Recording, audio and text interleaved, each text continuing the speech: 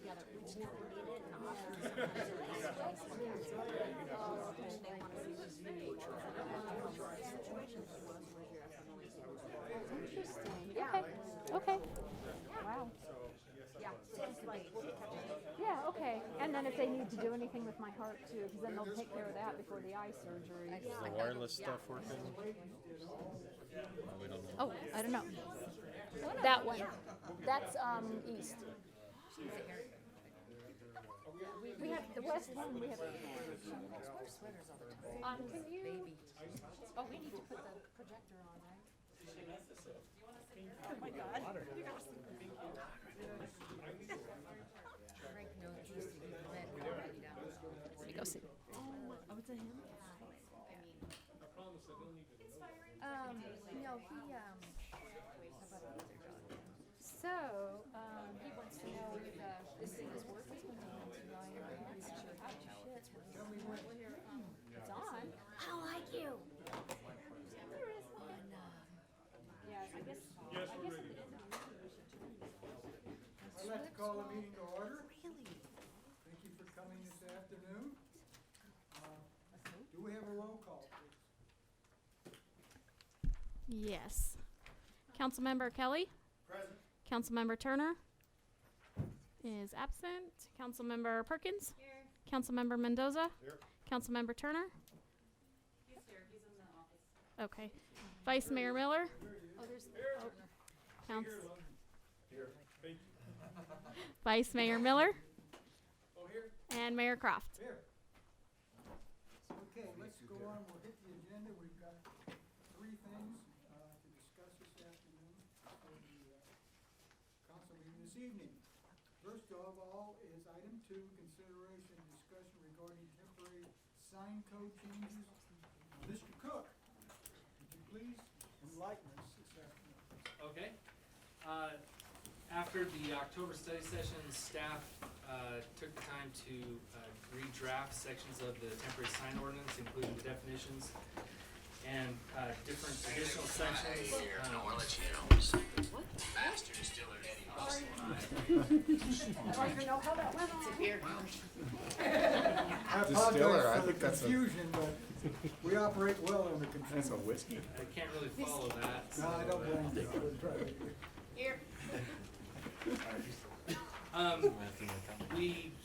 We got copies of these to council before the November study session, which was canceled. So we've had the language approximately 5 weeks. So I'm not sure if you want me to go through it line by line, or if you want to What's your just- pleasure, council? You want to go through it line by line, or you want me to go around if you have any questions or comments? Okay, I'll do that my way. Jack, Mr. Miller, what do you have, questions or comments? I'm good with it, what I saw. You're good with it. Mr. Best? I think it addressed some of the issues we had, so I hope our citizens can live with it, but I can. Okay, Mr. Turner? Yes, sir. Yes, I believe that the things that we brought up and we asked to have change were done, so I'm satisfied. Ms. Perkins? Contemplating. I'm with her. Pass. Pass. Mr. Mendoza? The only thing I was looking for, where is the provision for, say, signage for if a circus is coming to town, or the rodeo, things like that? Where does that apply within here? Special event? Especially. Yeah, that would be special event. I mean, we can add in specific, like we had discussed, I guess. Because a special event is also tied to other prerequisites to have a special event. Correct. If you want, I can go back and add in a provision for those types of special events. I think just to have something, you know, Okay, is there a square footage amount that you want? I don't know, and I'm thinking, even like the Lions, you know, once a year they put up their sign for Christmas tree sales. Well, Christmas trees out in the front, but the pancake breakfast were all over town. And they're different sizes, but they made them different years. we tried to make it so that other entities besides businesses can use the special signage. So like, for instance, like churches or other organizations that were not necessarily commercial would still be able to display their banners and temporary signage. Special event, would that be your? I know, like on number 4 on your memo, it says they're allowed without a permit, Right. especially when.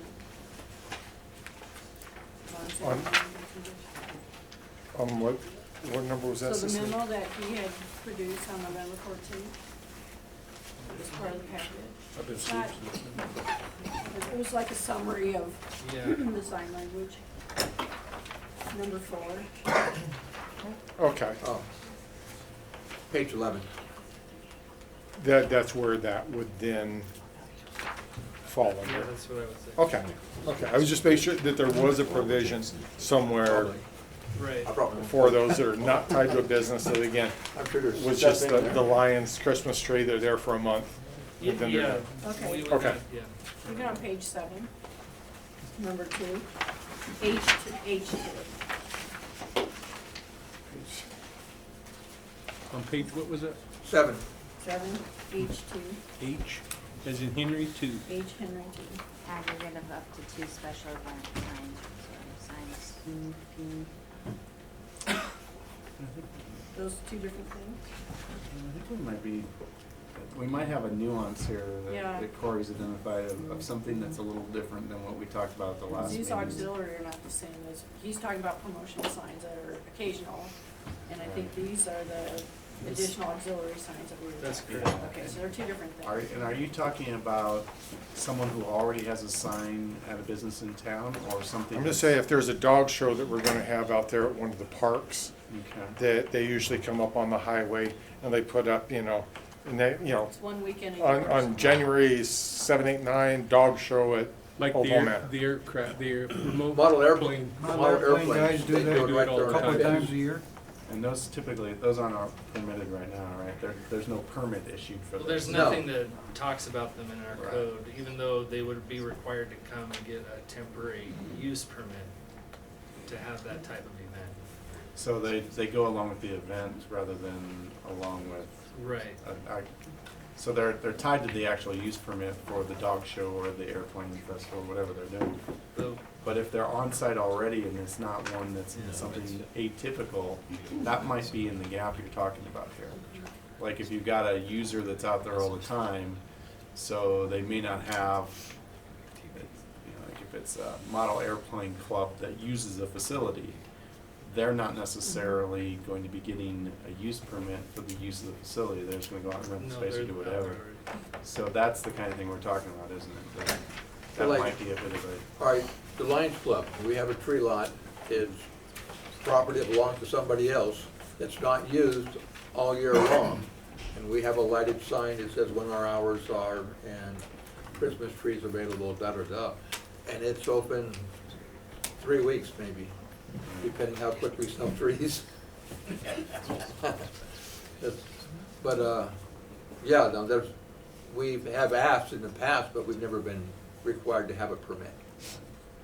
I think the place to deal with those is in exempt signs, rather than in trying to call them out as a special event.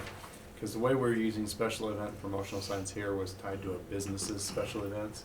Correct. So we probably just wanna enhance our exempt signs provision and talk about anybody who has a temporary use permit for some event in town, or we'll figure out a way to deal with the Lions and the others, because that's, But when you say it's exempt, but they need a temporary use permit, so what's it exempt from?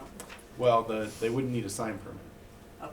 And they wouldn't need to follow any of the sign provisions here other than the size provisions. It would only be the existing temporary use permit that they would need. Right. That it would be included in the temporary use permit for those kinds of uses, but we'll have to figure out what we do with the ones that wouldn't get a temporary use permit. I think we can figure something out, it's just, this definition doesn't quite catch it.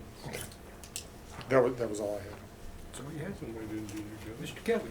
I think the explanation, amplification of the descriptions works real good. I agree with what we got. I'm very happy, it looks pretty good. I hope I think, and I hope that it does resolve the problem. Madam Perkins, I'm good. you're good, okay. We'll go on to the next item. Consideration and discussion regarding establishing an RV park at Old Home Manor. Maggie Tilleback, Maggie, Economic Development Project Manager. You're up. Katie.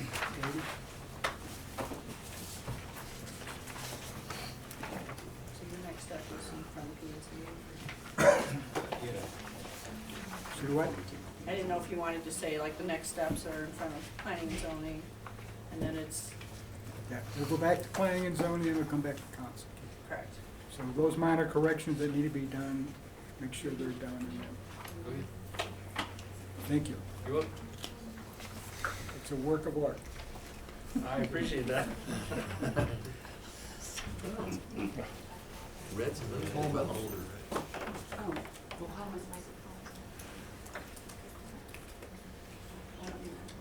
You know, there's $1 fine for coming in late. I've already been in, this is my second time. Okay, Then it's $2. That's It's $2. two fines. Make it double, double or nothing. No, he's concerned, isn't he? Here, I guess. So, I think it's warranted to give a little bit of a backstory on how this came to me. My counterpart over in Camp Verde is a pretty successful economic development director over there, and I went over and toured with him, because he's been having some, what we call wins. And then he came up here and toured with me, and he said, you know, you would really, this RV park guy, they're looking to, they're doing 200 acres over in Camp Verde of a lot of development, this development company. Part of it was with this RV park they did. So anyway, he came up here and he said, yeah, that would work real well up here. And then Red Moon Development came up here with me, and I toured them around Old Manor, and he really liked it. So since then, I've been kind of talking back and forth with him, and I just wanted to see what y'all thought about the even if this was something feasible that you'd want to do. So it's 402 RV sites and 16 furnished rental cabins. It's really beautiful. I went down there and looked at it, as I said. And then those are some numbers that I had Brown's Consulting Group do an impact study so that we could kind of get an idea of the fiscal impact that it would have on the town in a positive way. And I won't read those all to you. You can kind of peruse them yourself. But it has a significant positive impact, in my opinion. Maggie, are these pictures from the Camp Verde? It is, it is. So they So have we- pickleball, they'd want to do pretty much a duplicate of what they did over there. So we could get somebody that wants to build this park, come in and build it, and then, Except for without the pool, correct? I don't think they would do a pool here. It's a very nice community center, and they would do the pickleball, and they have, there's more information on it as we go, so. So I did a little analysis on some local RV parks here, and we really are kind of surprisingly underserved in our little region of Quad Cities when it comes to RV parks, because we do get a lot of tourism, even in Prescott, that they don't have anywhere, you know, to park the RV. And eventually, I think everybody's on the same mindset that we'd like to see Old Home Manor turn into, in that back area, kind of a nice outdoor recreation area. And it'd be nice to have someone for them to stay. But if you kind of look here, nothing is even comparable to what this Red Moon developer wants to do. And probably out of all of those, the fairgrounds is the newest out of, Mm-hmm. Prescott. They all don't have, yeah. So they consider themselves luxury. They have larger, you know, pull-in spaces. And I was just really surprised with the pickleball and the fitness center and the beautiful community center, and it's very nice. And so you got these in your packets, or I put them in your folders in the office. And it's really interesting. So Rounds Consulting is a pretty well-known consulting group in Arizona. They do things for NACOG, and I reached out to them and they did this study, and it's really quite impressive. I mean, can't read it all right now, but if you go one more slide forward, please. You can pass this one. So if you look on the far right over there, the fiscal impact that they're guessing is about $680,000 in tax revenue to the town after development. after construction's completed. And the location we were kind of talking about would be, so you know where the business park ends, then you have all that space open there, and then you hit the ballparks. So it's kind of a, I don't want to call it a dead area anyways, but kind of behind the business park, what would we really put there unless it was something like this, in my opinion? So, What are your thoughts? they would need about 60 acres. 60? Yeah, and we did discuss, I didn't discuss like terms, but he does know it's not free and they'd be paying, so. All right, Go ahead, who wants to? I was just thinking, you said behind the industrial park. I thought we were building it on the east side over by the gun site, gun range and the model aviator. I think that's what she said. No, it'd be, well, Frank, I think we had talked about where the utilities are located. Remember, we were looking at the map, and it seemed like it was a little bit better of a placement in between, so The the south. equestrian center has all this land here, and then there's that kind of empty space. Southwest, Southwest. but Yeah. just You're east talking of the between industrial ball park. fields and rodeo. Yes. Okay, Oh, okay. there's a lot of spots, but you've got, yeah, where the old BMX track was, over all the way to Okay. Old Home Manor Drive, north of the ball fields, but south of Rodeo Drive, where the roads department is right now. Okay. So it's across the street from the future equestrians, but And it still doesn't have right to next go to the there. ball fields. No, I was just, Um, in the past, we had spoke of someplace further east. Yep. And if you guys looked and utilities work better, that's fine. I was just asking, you know. Yeah, the other option would be to go east of where the, Mud Run is. yeah, whatever the trademark name we're not allowed to use. I know. Right there, so, between there and the memorial piece. Right. Which is entrance to the gun range, and that's all town property too, so. Was that going to butt up to the equestrians? Be across the street from the equestrian park, right?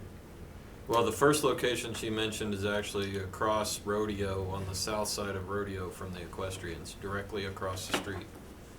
The second location we're talking about east of the Mud Run is further east on, and it would actually probably front Perkinsville Road. So it's a quarter mile east of Old Home Manor Drive. I think we can settle on a location at another time. I think it's Yeah. more important just to talk about if the council, I mean, it is town Well, land, and if I- the council's. I'm all for it. We've talked about, in one way, shape, or form, to have some kind of an RV facility out there, I think, is extremely, I mean, it's needed. I think it's one of the reasons that it's difficult to have any large events, whether it be soccer events at the community center, equestrian events, or whatever, is we don't have enough places for people to stay in this community if they come here to spend a weekend. You know, I went for years and years and years, I went to Payson to play softball. They had a huge softball tournament on Labor Day weekend. The vast majority of the people that went up there at that time camped. Right. You know, they took their campers, their trailers, and things like that. So when people come here for anything, whether it's our run, our, you know, the bicycle races, the equestrian, whatever, to have a nice RV park where they can pull in, they can hook up, and I think it would really, I don't know if they have anything like that, but it would be kind of nice to have some dry camping spots if people want to set up tents, things like that. And we can You definitely know, ask them. so they can be in whatever range is affordable to them. Yeah, and I will just add on the locations, the one by the ball fields, the reason we were favoring that a little bit was water and sewer was so much closer and cheaper to get to that way. It was just purely having Economic. utilities that much closer. That makes sense. I remember being, go ahead, Jack. No, you got the floor. Go ahead. Next to the equestrian center was because so that the equestrian people would have direct And that access was one of to my the- questions. Would this take place because the equestrians people had a RV park in there? They had a small section, but So is this gonna take place of that? I think Oh, it yeah. could easily, I Probably think would. it should. And this will be town maintained? No. Town No, operated? Private, Private private company. Totally private. We can have a private company Leased. come So I to, guess what we're, you know, if you guys are open to the idea, then Maggie can start some talks with them, and then she'll start bringing points to you guys on things that are acceptable to you or not. Because obviously there has to be something in it for the town as well, if we're gonna, you know, it's not a nonprofit group like some of the others that are operating out there, so. There are some gives and takes on something like this, but she doesn't wanna go to all that unless you guys are favorable to the idea. I'm sorry. Yeah, no, that's fine. I didn't mean to interrupt you. He was in my ear and then I got Sorry. distracted. It's okay. I invited John and Gina to come tonight because they have an event coming up. What's it called again? Desert Brutality. So it's 250 people coming to town for 3 nights? 4. 4 nights, and there isn't any place for them to stay, so they are dry camping some, correct? Yeah, the towns work with us. They're, in this event, they are actually using the obstacle course that's out there, as well as the Chiefs range, as well as our range for this event. So it's about 250 participants plus families. They do it right after SHOT Show in Vegas, because people are coming internationally. There's teams from Finland.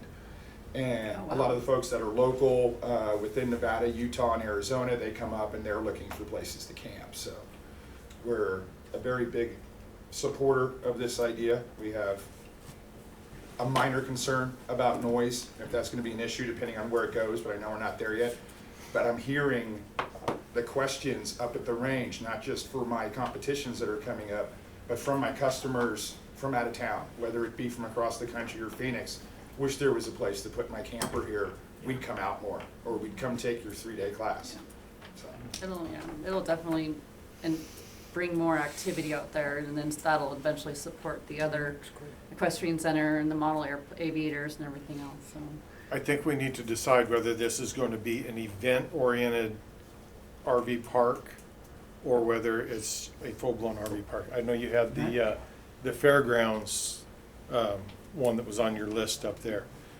That's full all the time. So I think. It's basic. This is a 90-day maximum I think it or would be, something yeah, like it'd that. have limited, I think 60, 2 90 weeks or days something max. like that, a maximum. Or something. Okay. So the little one we have. Because out there, But it'll people be a live full- year-round No. and No, that's occupy not- that Yeah, out they there don't, year-round. it's not that concept. No. Yeah, no, it's not that concept. I think they do month at a time max. The max, I think. And then, yeah, the one over here, Primrose, she only has 11 spots, but they are booked in a year in advance. So, I mean, that, even though it's only 11 spots, that gives you an indicator of the demand. So, but yeah, I think they're max a month. And then they do nightly, weekly, and then a max month rate.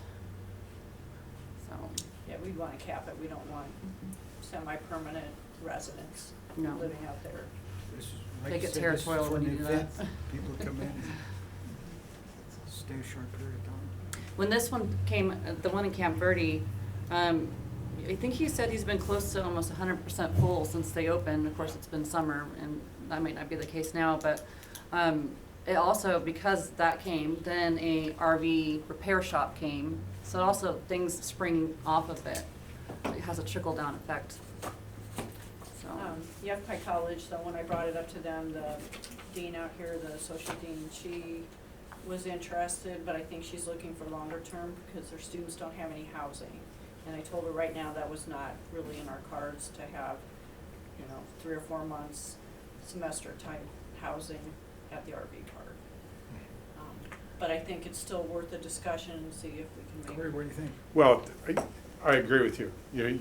Our thoughts are the same there. Okay. The only thing though, from a business standpoint, that now becomes, you're probably gonna have a harder time finding a tenant that wants to go and just have part-time customers, instead of being able to. I was gonna say, unless you broke it up, had some full-time and some not, 50, 60, or 40, Yeah. 30, whatever. We can find out. I'm sure they've got a model that already works as far as economics on what they have to do to pencil it out. Go Annie, And it's like the And devil's in the on- details. On the RV park concept, we thought about this a while back, we called it the KOA. We let that one get away. But there's a huge, what we call the baby boomer population running around in $200,000 to $500,000 motorhomes, Yeah. visiting and traveling. There is no decent place within about 50 miles of us right now. supporting the events. I had spoke with Maggie, because I've been talking with this outfit over in Camp Verde, as well as some others in California, on these RV parks where the people come for a limited period of time, max like 90 days or whatever to be determined. But I believe it's real critical, and the one was the corner by the ball fields out there, diagonal from the Mutter, which would be the southwest corner. There was 40 acres, is where I was told, so that's what I was telling these people, including the one you're talking to, about what we wanted out there. But I think it's very important that we get a quality RV park to help our town, because A, these people aren't poor, B, they're gonna come here, they're gonna buy food, they're gonna buy booze, they're gonna go to our gas stations, and they're gonna do the stuff. Yeah, that's great. Can I just clarify something, Councilman Kelly, because we didn't let that previous KOA go away. There was a referendum taken out, and the citizens voted on it. It overwhelmingly passed, but by then the investor had The lost money his had gone, funding, yeah. so we didn't do anything to the KOA, they just, Oh, no, I understand. Oh, I came to all the meetings and sat and listened through it all. okay. Thank you, And Cecilia. then, so what, moving forward, this is what I'd like to do, and I'd like you're okay with it. Just kind of start, Let me get the input from council sorry. member. That's okay. I didn't know you had your hand up, I wasn't looking at you. That's okay. I was hiding behind this water bottle. 100% in support of this. I think it would be probably smarter to have an allotted space for longer term, other than the 30 days, although not many, because I don't want another RV park just full time. It wouldn't even serve the purpose that we're intending. And secondly, does Yavapai College have a say in this, Cecilia? No, None. no, They, no, they're They at least, can't only not had to respond. do with, only had to do with motor sports. Yeah, not unless you wanna put a go-kart well, it is track a there. motor, Right in the so. middle of It was Yeah. more just we're having a discussion, I wanted to let her know some of the things we were working on. That's the only reason it came up, I was not asking her permission. So I'm getting a general feeling that, go on, let's see where, Yeah, I think I'll just start kind of negotiating with him, and then Find if out you what- guys would really read this, so you can kind of get a feel for what your expectations are on the ground lease out there. That way, when I have something to bring to you, we can have figure out numbers. Because I'm just gonna have them throw something at me, I don't know what else to do, because it's so fresh out there and new. I think we just start from the beginning and move forward. So would the guideline, Mayor, then be more of a split-use type RV park? is that the That agreement? some of Split them, use like would work? Amy said, Yeah. some of it more long-term? I think Yeah. whatever they can make the maximum. Long-term, some dry camping, some Yeah. shorter term. We'll start talking with them, Maggie will start talking with them, we'll find out what types of things But that they're looking for as far as infrastructure, and then we'll have to bring the details back to you guys Yeah. for negotiation. a cap on the long term. Right, well, that's all in the details. And that I we'll think bring it'll, back to it'll you be guys. what's economically feasible to do, how much long-term, Right. how much short-term, how much money can they Right. make? If they're If gonna they make tell us a they need, $10 like- million investment, then. We they're need gonna some that do have 6 month, and they'll have to explain to us why, and I'm gonna guess they've already done the economic analysis on that, so I'm that you sure. guys will feel comfortable with, okay, that makes sense, and then the rest can all be whatever. And you're gonna make more off the shorter term, because they're gonna go out to eat. Mr. Miller, Do you think that before it you should be, break your arm. it should be seasonal as well? Because maybe in the wintertime, it wouldn't be as popular, so you could let more long-term people in, maybe, just a thought? That's stuff we can talk about when we get, It's kind of a study thing, huh? let's just make sure that Except for we can hunters. even get over some of the humps with infrastructure. So it's gonna be enough just for getting some of that stuff set up. Okay, I was just throwing that Mr. out there. McGuire, are you gonna be on top of this? Keep us from, It's gonna be a fun one for you. Mr. Turner. Just a Sorry. couple more questions. This property where the Camp Verde one is this their private property or is this town leased property? No, so what happened was Camp Verde got an opportunity zone. I don't know if you guys know what that is, but it was something that the federal government gave. It was basically like a taxes from the rich people that came in. They were gonna go put it in these zones where they will pay for, or they give them like a tax credit or something. So it was very attractive to these larger investors. So they actually bought the land from them, and it's right on the river there. It's brand new. You can see it right when you're driving. You've probably drove right past it. But no, they bought the land. But they're Okay. fine with the ground lease. Okay. Yeah. And then, yeah, it would just, I know there's a lot of the questions about, should we do this, should we do that? It'd be just an idea to find out what their model is over there. And because whatever they did was approved by the town. Mhm. Okay, so see what their model is over there and then kind of go from there on what we want here. And then I can email you guys the website on it too, because you get a better feel for it when you Okay. see it. Do we have any zoning issues out here? I'd have to look at the zoning, but if they need to get it rezoned, we can bring it through. And this company is in, they want this, or are we still? No, we've been in contact for a couple months now. So, I mean, that side, that world of development, they're like, right now. So he's been patient and still interested. So you'll bring this back to another Right. study session, whatever you. But and then- there's no need to. Then send it to the recruit council other- early before the study session, so we. Yes, so I'll get some kind of basic deal points to start off with, and then we can massage it. Okay. The mayor wanted to make sure it was gonna be legal. I have just one final statement to make.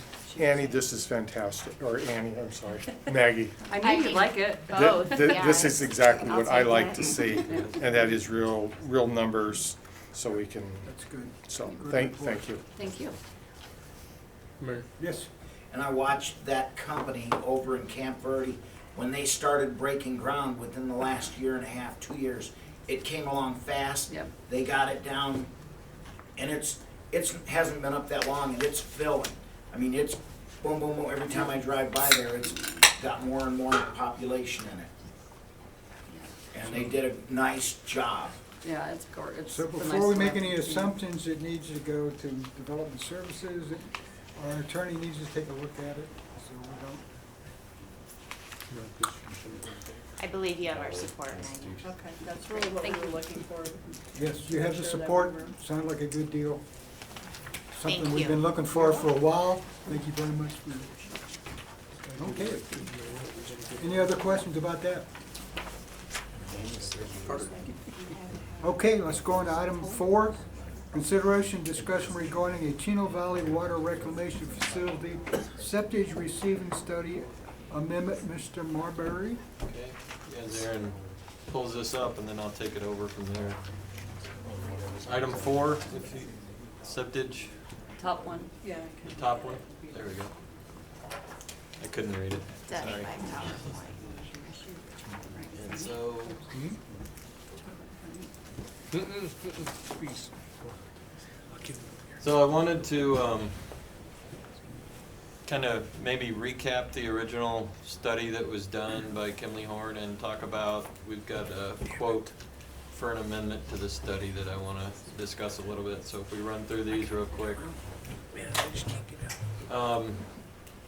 This is kind of facilities overview. The way the treatment process works is it comes in through the headworks, and is screened out of material, and then we go, or here's the headworks building. And then it's run through the MBR plant process train, and then runs through disinfection and up through the, to the infiltration basins. Can you do that in one motion? So With the let me- mouse? Let me get to where I can see it a little better. We need a laser pointer. Right. I think we've got one over here, but. So the way it works now is we're not running septage, but the main influent is pumped up into this building, is filtered out the debris and grit, which is sand. And then it's pumped over, these are the MBR membranes and the treatment trains that where most of the reaction process to treat the effluent is taken care of. And then Corey. it's pumped up here. Mike, we don't have the UV in here, do we? Yes, we do, you're pointing right at it. This is the UV disinfection, that's what I thought. So then it's disinfected with UV to get it to the A+ rating, and then pumped out to our infiltration basin. So the septage haulers would come in about here, and there's a septage receiving pit I have on another slide. to where when the plant did receive septage, they would dump liquid septage into it. But I've got a better diagram of this in another slide where the headworks is and how the septage pit and everything comes in. This is the basic operations of the plant. This is more of a mechanical room and where the sludge is dewatered for disposal, kind of the waste products. And this is of note, our blower room, we've got what, like 4 blowers in there. Blowers and air is kind of key to the treatment process because you need air to make all the bugs happy and make them do their work. So that's one of the points I'll show in just a minute. So that's kind of where it's at now. And the current report that Kimley Horn did,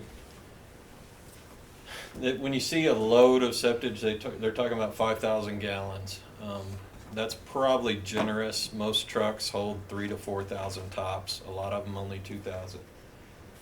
But their numbers were 5,000 gallons. It should be noted the current septage pit only has a capacity of 2,000 gallons, but we'll verify that with Kimley Horn to make sure. There may be some efficiencies you can get when they're pumping. If you're pumping out of that pit, when they're filling it up, you might be able to get a whole load in there. So we want to verify that. And then at current plant flows, if everything was perfect and nothing was an issue, we could take up to 5 loads of septage a day if we had all the filtering and everything proper. 25,000 gallons. 25,000 gallons. But that's based on the Kimley Horn report. And if you note here, remember that the blowers are only 380 that we're running right now. In this next slide, I'll show you why that's an issue. Because their report was based on a blower capacity of 566 at that RPM. We're running that RPM right now and only getting about 380 or so, Mike. Right around 400. So we've got a lot of leaks and inefficiencies in the system that we need to figure out. And what that means is right now, based on our current blower capacity that we're actually seeing, we can't even treat 1 load of septage because we don't have enough air. When you go out there when it's raining, you see air bubbles coming up through the dirt. We've got a lot of leaks in the pipes from over the years, and it's going to be expensive to find that out. So this is kind of a perfect world scenario, and we're not seeing that right now. So that's one thing we're going to need to look at is upgrading the blower system, even just for our regular plant.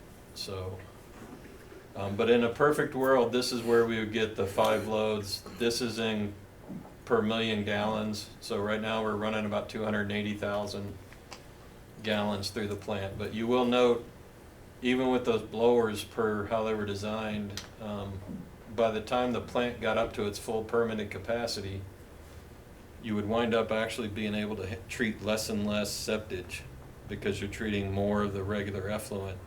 So there's not enough room for the septage. So that's what that red means, is that it's starting to tax the blower capacity because you're treating so much effluent, you don't have enough room to treat the septage. So, and that report also detailed with this, they didn't even have the numbers of the blowers that we got. That's recent data. So that even recommended just 1 load of septage a day based on those numbers. So, and that's also just reiterating the current septage pit. So here's what we got if I can try it with the mouse. What that septage pit is, and this is getting a little bit geeky engineering, so bear with me. The trucks come up and they dump in this blue pit is how it would work. That's the septage receiving pit. Then it's pumped along, flows along this blue arrow, and the problem we were having when Fan was running this was that G is a grinder pump, which sends everything and it handles solids, but it also grinds it up really fine. So it was then going through M, which is a muffin monster, which filtered out, it's a brand name, filtered out some of the stuff, but there was still really fine material that was getting through and going through the treatment process and clogging up those MBR filters, which I think are about $350,000 to replace. So that was a big issue, I think, had to do with a lot with that grinder pump. grinding everything so fine it was getting through the other filters. So to get back to the process, as it gets filtered, then it goes into the wet well, and then that's pumped. These two boxes here are, this one's a rotomat, and we've got another rotomat we've got in the budget this year to replace. That's just a different type of screen, but it's a fine mesh or different size mesh screening process. And this little circular thing here is where we remove the sand grit. It's the grit vortex, but that's how the headworks works. And the effluent kind of comes in along this line here pumped up from the lift station of the wash. So once it gets to the wet well, anything recirculated through the plant or coming in through the septage gets put into the headworks just like everything else. So the septage is really over here that we're worried about. So we want Kimley Horn to maybe help us study what kind of filter process can we replace those two pieces there to get a better filter process that might help filter out that septage better. And we also are looking to put in a $200,000 equalization, 200,000 gallon equalization basin. It's actually more than that. Which will also help us with the septage and in general the plant operation, because right now the plant operates as the effluent comes in, we have to treat it, and so in the peak hours in the mornings and everything, you're running that plant at almost full capacity. But then say at 2 o'clock in the morning when no one's flushing anything, the plant almost shuts down. It goes into like a low flow, isn't it, Mike? Intermittent mode. Intermittent mode, that's it. So what the equalization basin would do is help level out that process, so it's just a big holding tank that rises and falls, so you can even out that process, get it nice and consistent so the operators know their detention times for the bugs, and everything irons out. And you're also using more power in the off-peak hours when it's cheaper, so the plant operates more efficiently. So I think the equalization basin is a big benefit, even if we don't receive septage. It's kind of want to look at that regardless of whether or not we look at septage, but it'll also help dilute that septage that comes in and not be such a load into the plant. So you're not getting a 2,000 or 5,000 gallon load straight into the plant. It goes into that basin and equalizes it. So that's what we want to look at, is how the effects go in there. So what we asked Kimley Horn to study was the improvements to the receptive receiving area to make sure we have enough to empty a whole truck and verify that. It doesn't make sense for these guys to come in with a 4,000 gallon truck if we can't take it. And also we want to handle solids, because right now the original report said that they only recommended liquid septage only. But if we're not sure all the septic handlers around town have filter devices or systems set up on their own yards to filter out solids. So we want to have that ability for them to bring in raw septage. And then we want to look at how the equalization basin can be added and determine those effects. And one thing council asked was that we also look at the demand for regional septage. So they're going to poll the haulers in the area and see what the demand would be, and so kind of if we lay out the costs, what the benefits would be and the revenue income we could get on the demand side. And they'll also come up with budget cost estimates for this, good solid numbers. So the cost for the amendment to that study they're looking at, they proposed about $27,000.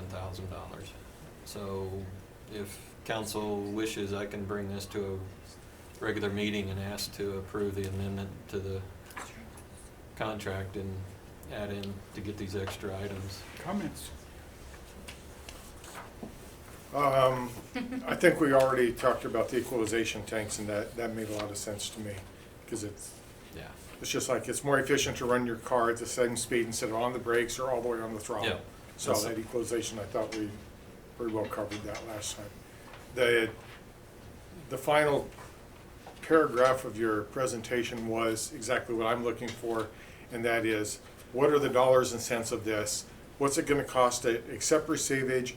What's it gonna cost to bring up the plant to where we can start taking septage, and what's the price, what's the going rate? You know, what are they paying in Phoenix, Right. what's the shipping cost? Is that truly something that the town could actually look at a possible future economic driver out there? And I wanna add one thing, what's the yearly maintenance cost of the system with Right. added seepage? Do you know, Frank, do you have an idea of what the cost is right now for receiving septage?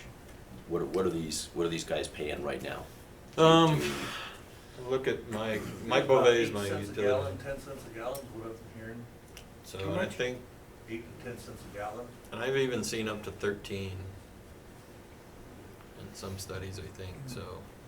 So a 5,000 gallon truck would pay $500? Is that right? I think so. Wow.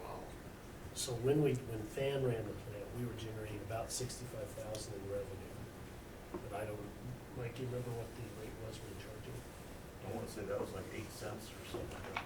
And how much maintenance have we had to pull on it since FAN was operating? Shut down. We put a lot of money into it. Well, the filters alone were about Yeah. $350. Because it was being run incorrectly, is that not correct, Yes, Mike? That's correct. Yeah, that's Years of abuse. That's what we think. So we would look at what improvements we need to run it properly, what those maintenance costs are, and how that, you're also gonna have extra sludge disposal, so we need to factor that into account, the extra hauling to the Where you landfill gonna or take extra that to sludge. Phoenix, or where you gonna take the sludge? Right now, are we hauling to Phoenix, Mike? Waste management hauls it to Gray Wolf. Gray Wolf? So we've got a contract with Waste Management, so we pay by the ton there, but just septage is a lot higher solids content than normal effluent, so it would raise our disposal costs. But we can factor that into the analysis. I've been, since we first heard about this, 2 years ago, Lon, maybe 3? At least. I've been excited about this, thinking that this might be something that could, one, make Old Home Manor be a profit, make the sewer be a profit, and maybe get the upgrades to the sewer plant that we needed. I'm for this, to have it. I'm sorry to see that it cost us $27,500 just to figure out what it's gonna cost, but I guess that's the nature of doing business, so. And what was your estimated price on the slide for the improvements? The last estimate they did was 1.1 million, so I think we're gonna go north of there. Yeah. We'll probably be with the blower upgrades and stuff, we might be $1.5 million or better. And what's the payback time Well, and Well, that's what we're trying to figure out. that's what I was Figure just, out. I just punched the quick numbers. I mean, it's potential, maximum potential, but even at 10 cents a gallon, on that? if we can take, you'd be looking at about $900,000 a year gross income. Well, that's- So Yeah, and that's not too bad. you also figure the majority of that $1 million cost is the EQ basin, which What this does, has right? more benefits than you could add septage without the EQ basin. It would just tax the plant. It sounds to me like a lot of this we have to do anyway, Yeah, to get our system and maintain it, so I don't think we have much choice, we've gotta do That's the me. maintenance on it. And I think the offset, once we weigh what we're gonna have to spend one way or the other versus the total, it'll defer it off a little.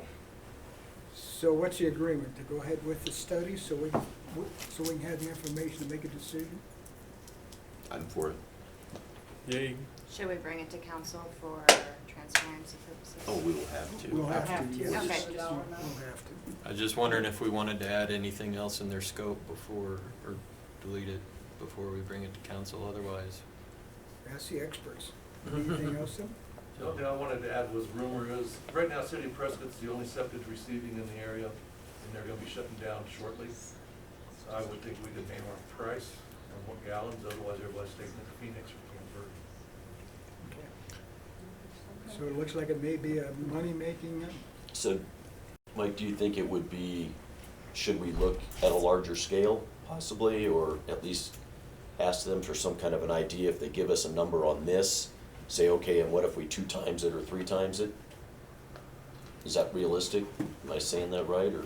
Yeah, but also I think we wanna look at also how far we take this before we gotta do the plant expansion itself. Right. And Because like Frank was showing, once we accept so much, we're only 500,000 gallons a day Mhm. plant. So once we hit a certain level, we can't accept any more septage because we have too many houses. And I think if we're we're, looking at expanding the plant, and then we can expand septic receipt.